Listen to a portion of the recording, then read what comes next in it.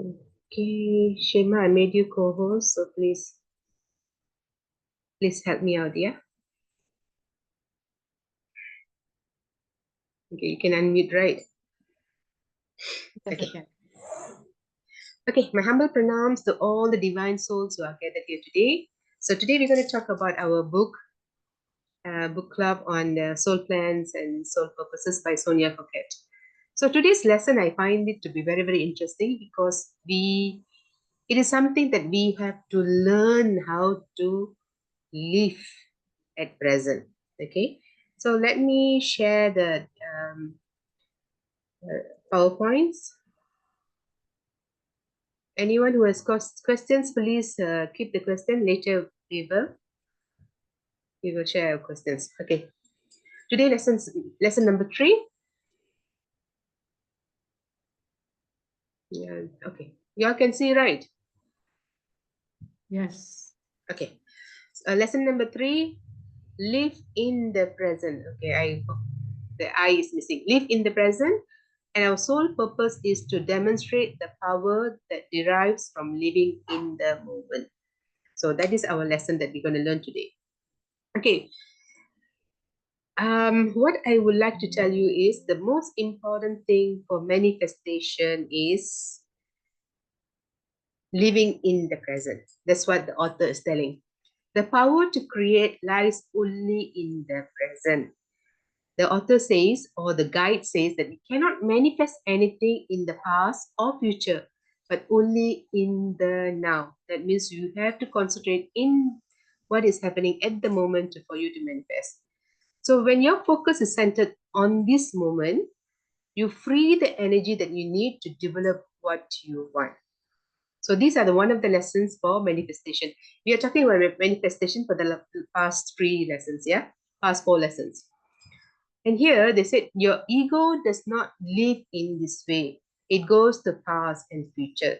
Ego, basically what he's talking about, the guide is talking about is our feelings and thoughts, and action. It's always going, yeah, it went past. It's always going to the past and the future. And they say dwelling on this time steals our ability or energy to create. So the power, they emphasize the power to create lies only in the present. That means you have to live in the present for you to do any kind of manifestation. Okay, the author says she's reminded how challenging it is to live in the present because every single time she does a kind of reading for anybody, she what she is recognizing or what she is seeing is the habits of people who are stuck in the past of this lifetime, or they are reliving the patterns of former lives. Former lives meaning you're talking about reincarnation here. It says that the soul carries the same bank of awareness from an incarnation, from one incarnation to another incarnation. So what she's telling is two things. One, we are stuck in the past of this lifetime or the past of the previous lifetime. So these two will not help us in our manifestation. And if you read the book, you will know the story of the Loan and John. So I'm not going to talk about it. Okay. So what they are saying is living in the moment takes determination and discipline, as the ego likes to replay over and over all the slides and injustices. Okay. Normally in our life also, if we see what happens is we love to talk about what injustice that has happened to us in the past. I mean, most of us. Okay, whenever we go to a gathering or whenever we see friends, we like to talk about something that has bothered us, that is hurting us, rather than living in the moment or having a dialogue in the present. Okay, but because once we come into this path of spirituality, I think we all have let go of that, clinging on to the past and talking about the past. So what the author is telling is when you place attention fully in the present, you can also heal the past. Okay, how we can do it is because why? Very simple logic. When you are living in the present, you don't think about the past. when you don't think about the past, your emotion does not hurt that much. So you're actually healing whatever happened in the past. So you're actually letting go of the pain and emotion that you have of the past. Am I making sense? Okay. Okay. The author, I think in the book, the author takes the mother to Germany, and you all know the mother was a Jewish, what do you call, prisoner during Nazi time.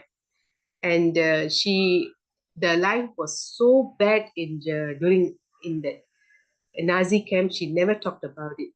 But the author wanted her to take her to Germany so that she can remember her child, remember the place, not the childhood memories, remember the place. And the author's mother says, this is a dream that I don't want to revisit. There's no life for me then, so there's no need to go backward and to recreate it. And this is actually for all of us, whatever that has happened in our life, in our in our childhood or in our adulthood or whenever we are young, something that is very, very terrible. Sometimes we don't want to talk about it. Okay, we subconsciously will try to forget. I somehow or other I feel that sometimes I have selective amnesia. I don't want to think about what has happened to me during that time. And is it good or bad?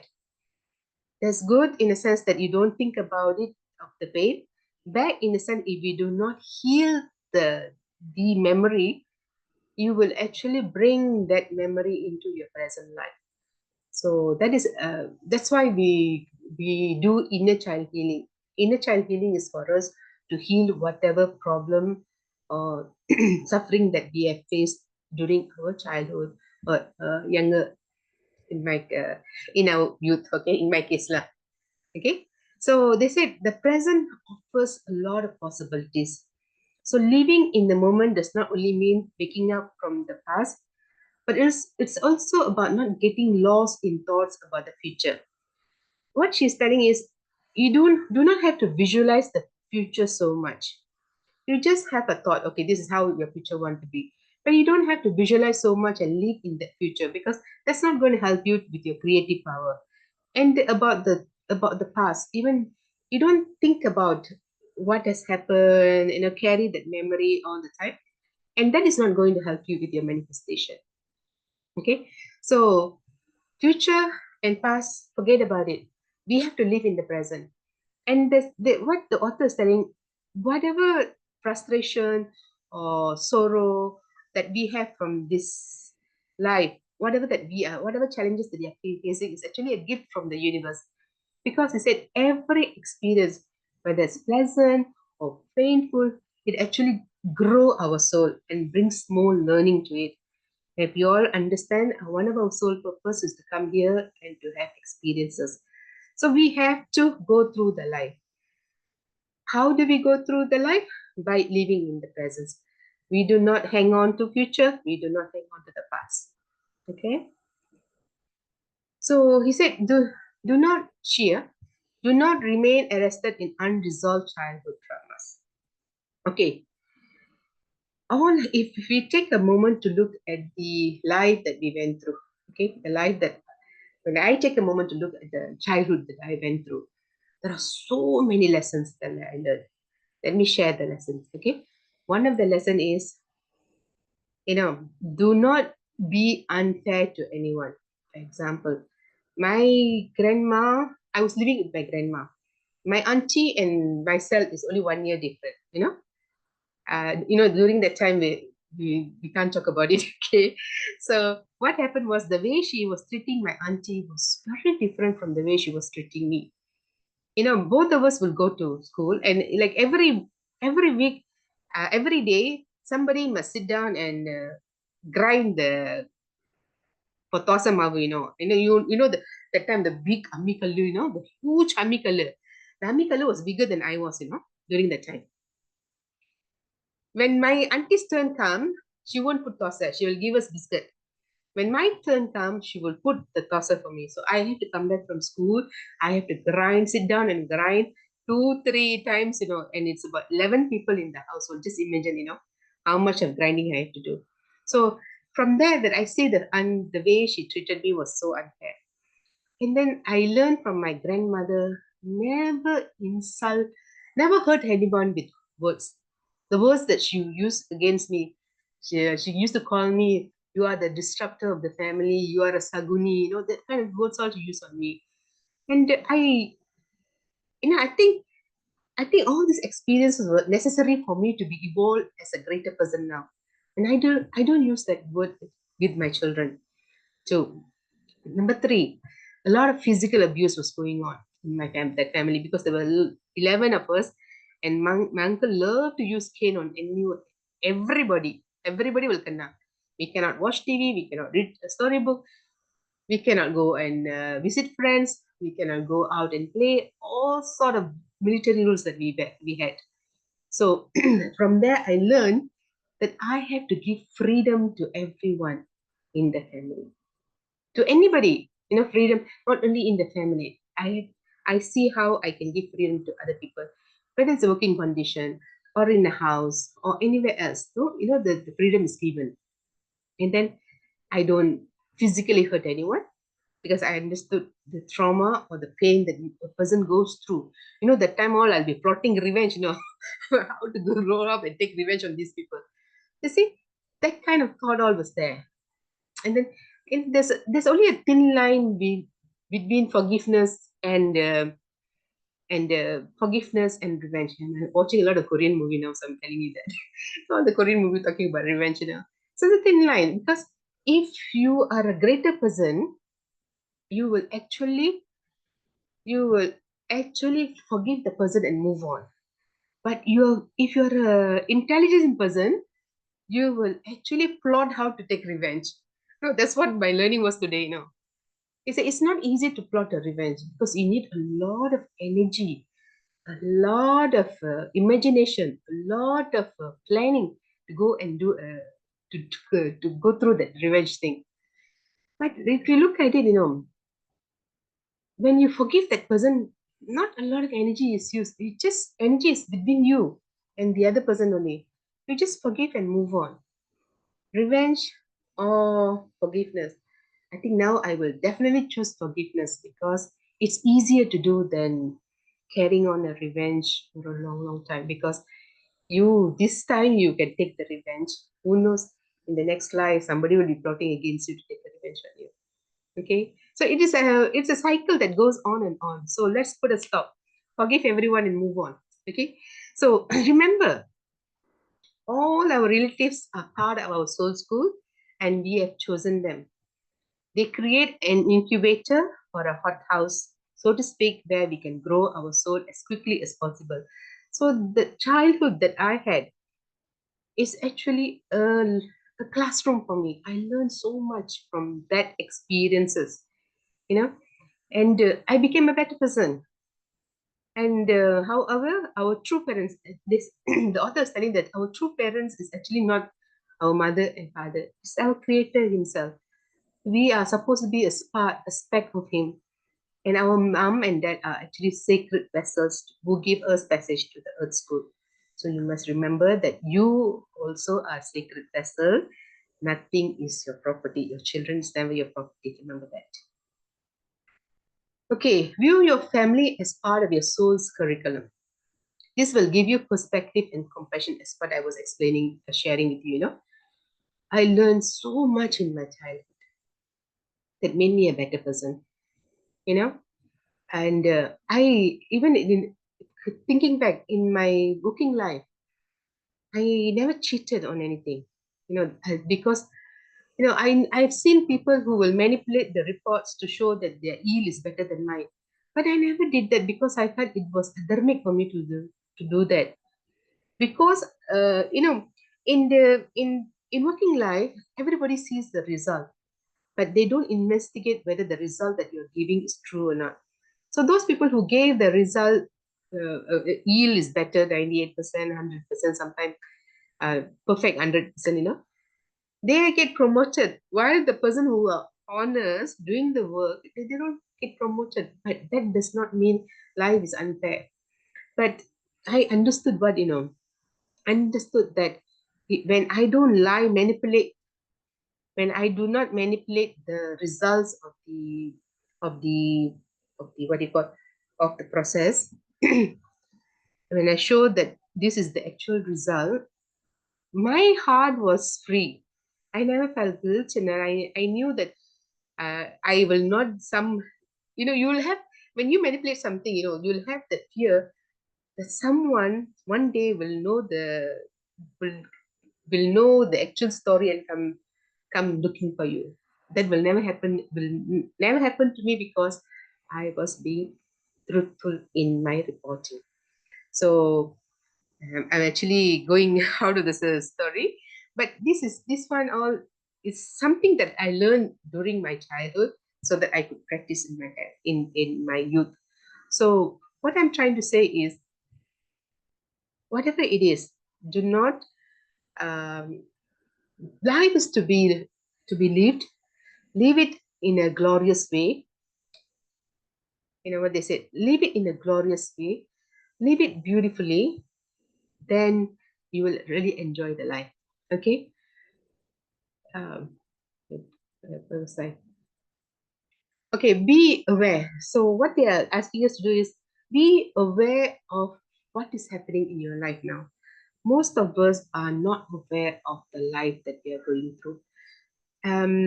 Joe Dispenza, in his book Breaking the Habit of Being Yourself, he says 98% of everyone, 98% of our functions is like a robotic function.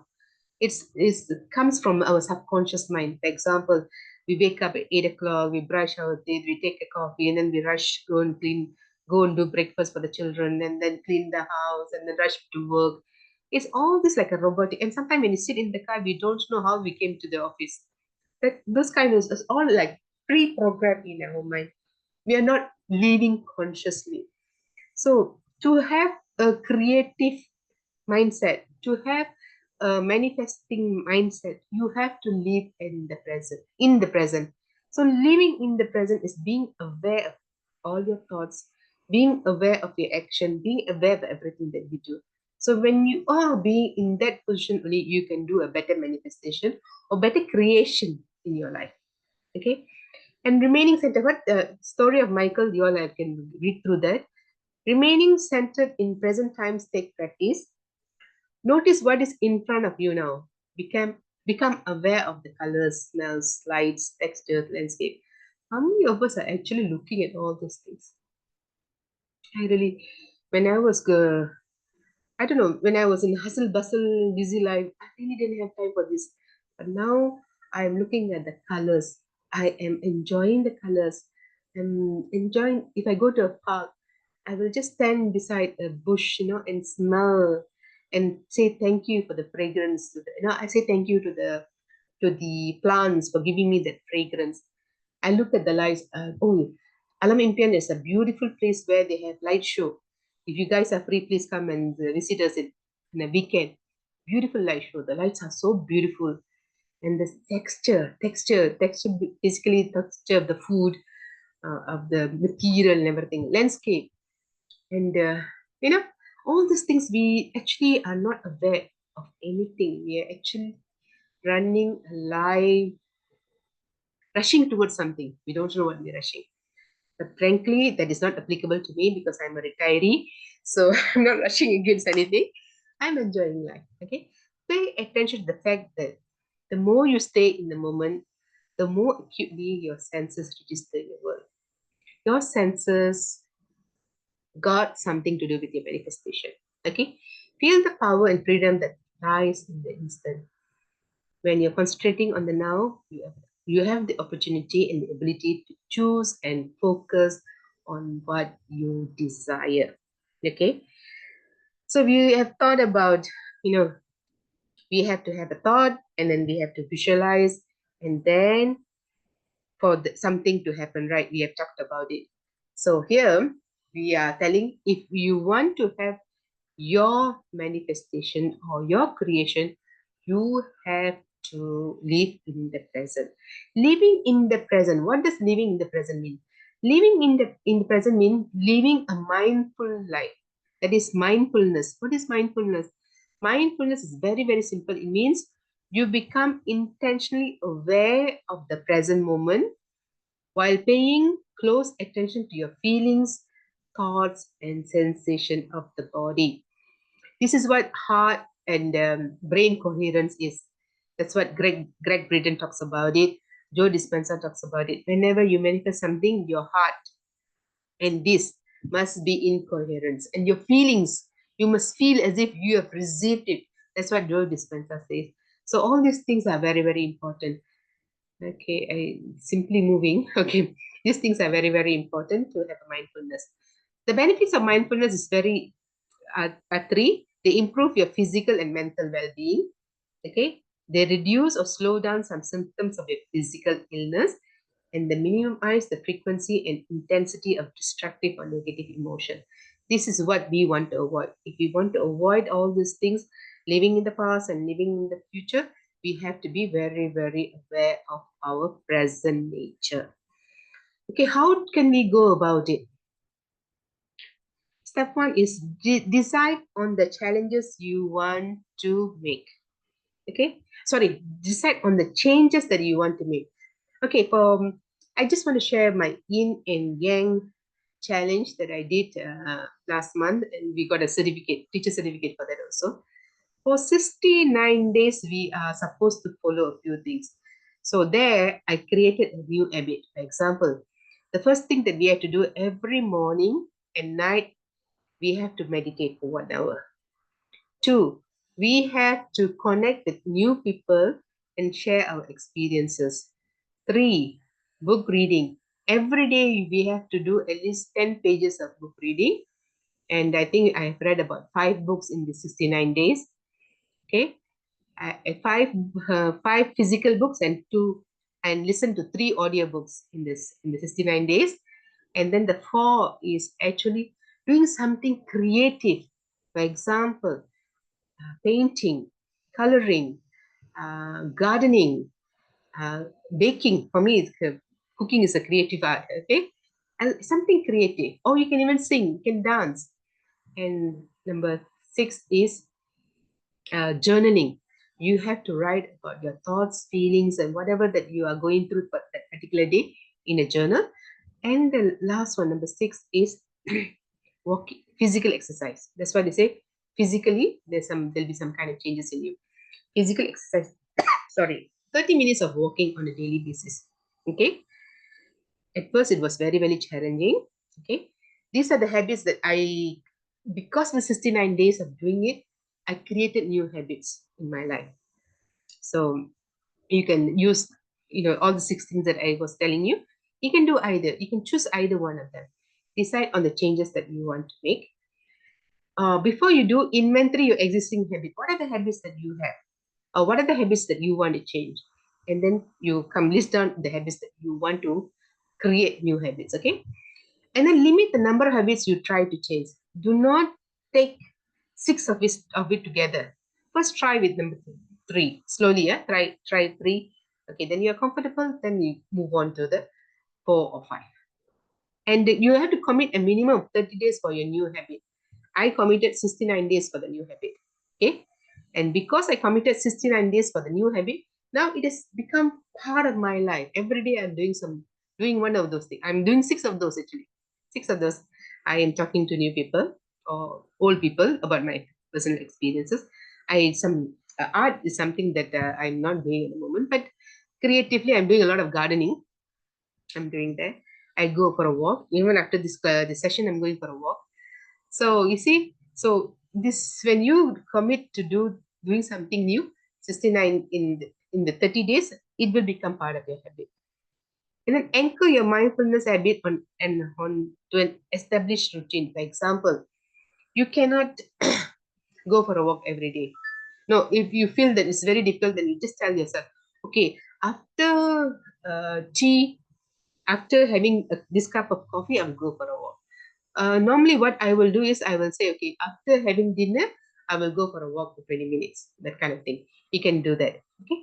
Take baby steps with your new habit. For example, if you want to go for a walk, you don't have to do 10,000 steps in a day. Okay, another thing that I would like to share with all of you is somebody come up with number. I don't know on what basis they all came up with a number. It's not applicable for everybody. Not everybody can do 10,000 steps a day.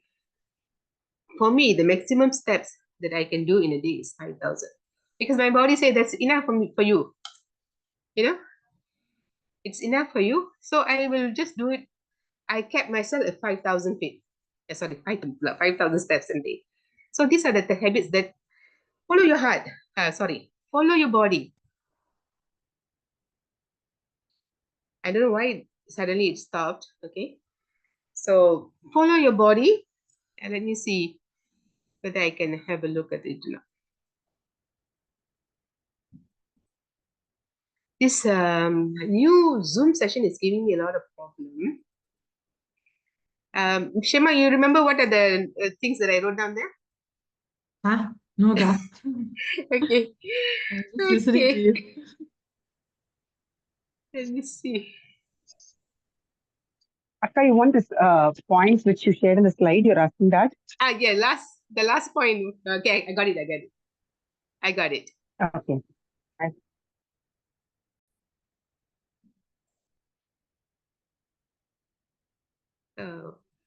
My system is very slow. I don't know what's happening. Okay. Make a plan for, okay. Take baby steps with the new habits. That means follow your body. Okay. Make a plan for potential obstacles. Let's say, for example, the day it rained, you cannot go walking on the rain. What you can do some kind of stretching, some kind of bending, some kind of, washing the bathroom also is an activity for me. Okay. So it's okay. You have to be creative in doing something. And then step 8 is reward yourself for reaching important milestones. For example, if I finish 10,000 steps for that particular day, I will go for a cup of coffee and a bagel. And that is my reward. Okay, step 9 is introduce more mindful habits. Okay, so these are the things that will teach you how to live in the present.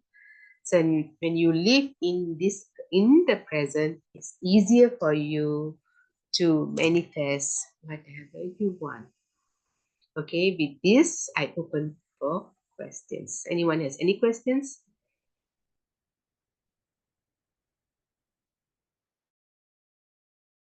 Namaste, Master. Joined late. I couldn't. No worries, Dr. Sita.